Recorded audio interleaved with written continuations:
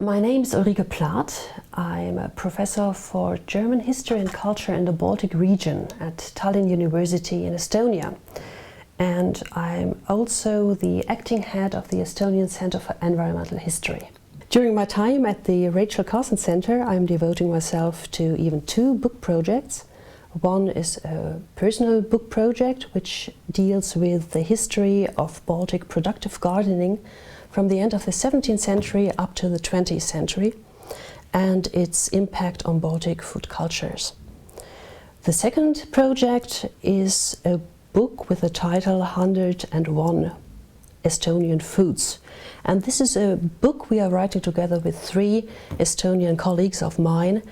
And we are aiming in this book to give Baltic food items, but the Baltic food, a history, a long history, a transnational, transcultural, even global history, while also stressing the very local features of several food items, as for example the apple, seal, fat, or artichokes. One really good example for the colonial problems we have in the Baltics is the very late implementation of productive gardening in the Estonian culture, where productive gardening spread only by the very end of the 19th century, actually by the beginning of the 20th century. What we had there is again a quite unique form of serfdom, where Estonian peasants had to work for the Baltic German manor owners in a quite harsh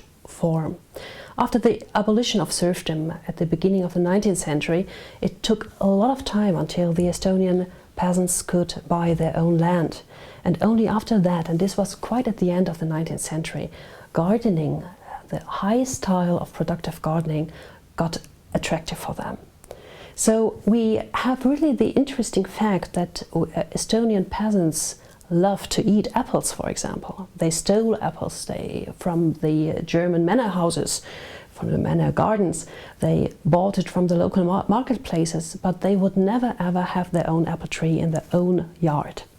And only within the national narrative of the late 19th century, the national movement of the Estonian, the idea of productive gardening as something good and beautiful and economically very successful spread among the Estonian peasants. So for me, this is a very good example that something as attractive and as appealing as having an apple tree in your yard took so much time because of cultural awareness of not to take over the culture of the other. In my understanding, looking to something as innocent as vegetable gardens or apple pies helps us to conceptualize Baltic history in a very clearly non-national way, while also speaking about the most important breaking points of Baltic history.